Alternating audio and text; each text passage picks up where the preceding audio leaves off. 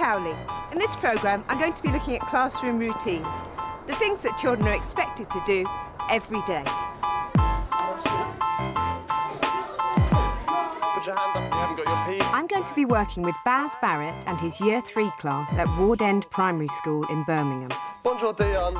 Ward End is in a tough area of Birmingham and, along with many schools, often has some challenging behavioural issues to take on. Do I have to separate you from the rest? Baz is keen to learn some new strategies to help him deal with inappropriate behaviour in his classroom. Later on, I'll be discussing with him how he got on and be giving him some help and advice. But first, we're going to look at Baz and Year 3 to see some of their typical classroom routines. Morning, Cameron. Morning, Haroon. Morning. Morning, Chantal. Good girl. Sit down for me. Oh, wow. It's just about your country. Smashing. Fantastic. Good lads. OK, ladies and jelly beans, sit down for me, please. Sit down then, missus. Good girl. I should have everybody sitting down now. Bonjour, Adam. Bonjour, Kenneth. Bonjour, Ramel. Good boy. Bonjour, Manuel. No Manuel today. Scores of it always in 5, 4, 3, 2, 1, 0. I'll start off with Brazil. Smashing. Right. Let's see how sensibly Brazil can go and sit down on that carpet. How quietly can you do it? You're talking, telling tales. So you've lost a point straight away. That's better. But on the whole, that was very, very good. I'm going to give you 4 points, Brazil. I'm going to give you 3 points because you're talking and you're telling tales and other people. 12, 14, 14, 16, 18.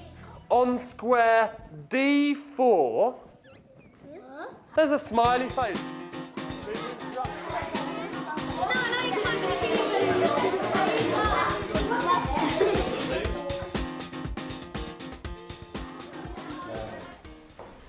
In 4 minutes' time, I'm going to let you go to lunch. But I just have to speak to you about your behaviour in the playground. Let's just remember those golden rules. Do be gentle. Do be kind and helpful. Do work hard. Do look after property. Okay, son, out you go. Ciao, Chantal. Ciao, Mr. Bella. Ciao, Solomon.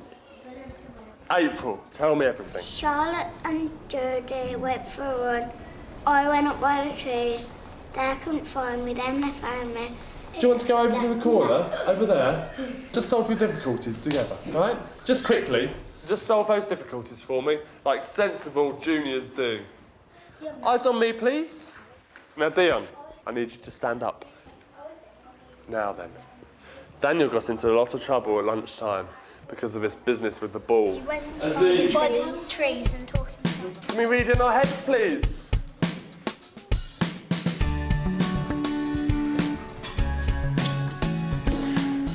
Do you know what I expect you to do? Do you know the right way? Seriously. Because if you don't know the right way, then on Monday, I can show you the right way. I'll show you around the whole school, and I'll show you how children in this school behave.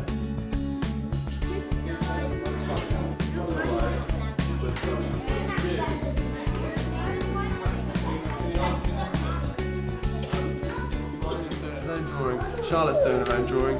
You should be doing your own drawing. Do I have to separate you from the rest of your group? I hope I don't have to. One last chance. I said to you, if you get out of your seat one more time, if you've got another argument to have with somebody, then that's it. It's your last chance. Michael, into 3C for 15 minutes.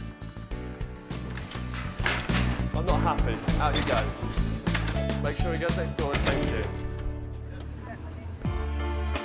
1 week later, and I've invited the very tall Baz to meet up with me out of school so we can assess what went on in his classroom. So, Baz, tell me, just how tall are you? I'm 6'8". 6'8"? Yeah. Wow, that must have an influence on what happens in your classroom. I suppose it does. It's something I don't really think about very much anymore. But yeah, I guess they see me as an authority figure, I suppose. Yeah. OK, should we have a look at some of the stuff that happens in your classroom around routines, those sort of things? OK. Start of the day, break times and so on? Yeah, go put your drawer away, good boy. This is the start of the day, yeah. So they've all come into the classroom now. And they come in dribs and drabs, is that They right? do, yeah. The bell goes and school doesn't start for 10 minutes, but they're allowed to go into the classroom. There's usually a little activity to settle them down. What words? They're coming in a few at a time. Yeah. You need to have this kind of snap moment. Day is starting, everybody this way, sitting down. You're going to start the day. OK, now I know it's quite a hard thing to ask you to do, but I'd be tempted to take that register standing up. OK. It makes a point about you as a teacher. If I'm stood up, I can see what's happening around the room. What would you do if you were taking the register standing up and, you know, a parent came in or something? I would be tempted just to ignore them. I mean, to be honest, they must know when the school day starts. You have a right to certain expectations of the behaviour of the children and of the behaviour of the parents. It's not so much being rude as saying, you know, my day has started. I'll start off with Brazil. Smashing. Can you tell me about this Scores on the Doors? It's a way of focusing them, really, and getting them ready to learn when I've got something When you important need to say. Yeah. And I noticed that you were scoring them quite frequently. Yeah. And it was taking quite a lot of your time. Yeah. When do they actually assess how many points they've got? At the end of the week, that happen? yeah. So they don't get an instant reward for... No. Could you make it a bit harder to earn? There's only one set of Scores on the Doors available each time. Only one group can get 3 points for this. With rewards, if you make them really hard to earn, the currency is much more valuable. 14, 5, 14. Most of my lessons start off on the carpet, Right. so I can get them focused. Do you find it takes a while to get them settled on the carpet? Sometimes, yes. But they need that focus. We need to come together as a class. Because often when children are sat on the carpet, they start to get a bit restless and Yes, they I know, stop yeah, listening. Perhaps even think about giving yourself a time limit for that carpet session, maybe 5 minutes maximum. Yeah. Daniel got into a lot of trouble at lunchtime because of this. I think it's been a bit of a hairy lunchtime. OK. I've heard things from dinner ladies and from other teachers, and I've also spent some time in the canteen with the children as well. So after lunch, they need bringing back into the classroom and settling. Do you want to go over to the corner and just solve your difficulties together, right? It takes you sort of 10 to 15 minutes to effectively have a nag at them.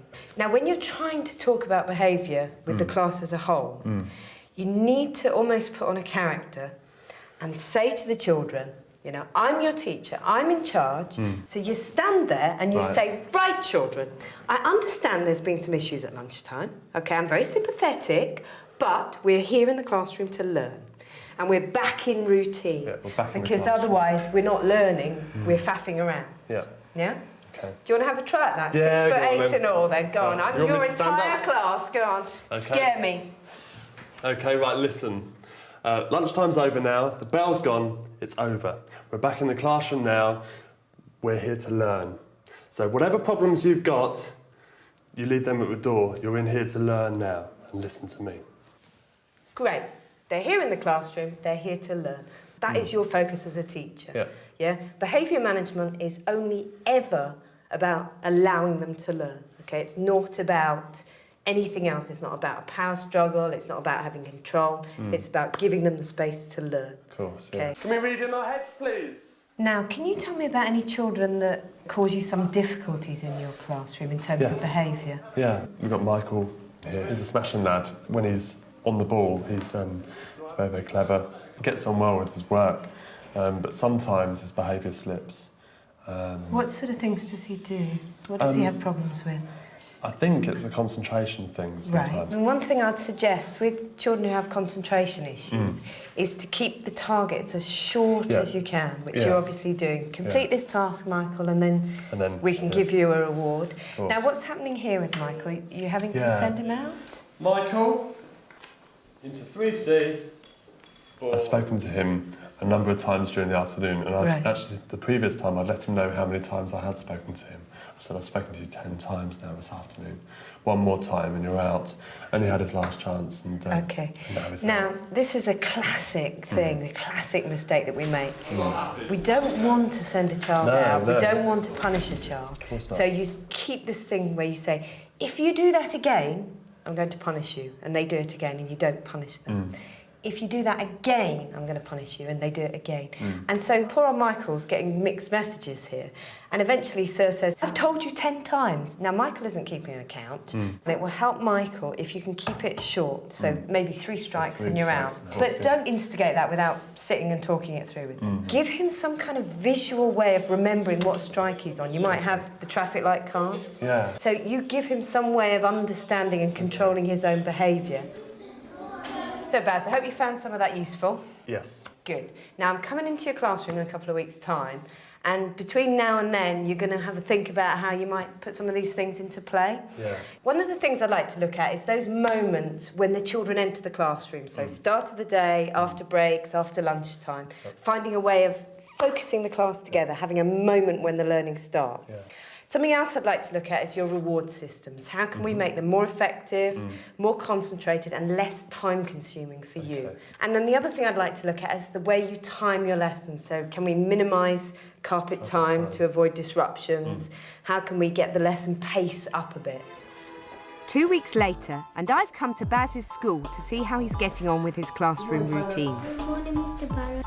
Good morning, Danny boy. Good morning, Mr. Barrett. Good morning, Chantal. I'm going to tuck myself away in the corner here and see how Baz gets on with focusing his children's attention. Okay, well done. What a smashing start. Now, with me today, I've got Miss Cowley. She's with us today, and she's going to watch you working, okay? And she's going to watch me teaching as well. Just quickly, in partners, I want you to discuss what this bar chart up here is all about. You've got about 30 seconds. Go. One thing you didn't give them is a signal to stop. In a second, I'll stop them again, and we're going to take a chatting in a second, so I'll try it. Yeah, see how it works, yeah. Or even do something silly like when I put my finger on my nose, that's your cue to stop, yeah? When I want you to stop, I'll put my finger on my nose. Okay? Go. It might take slightly longer for them to respond, but what you do get is you stop using your voice so much. Yeah. Okay.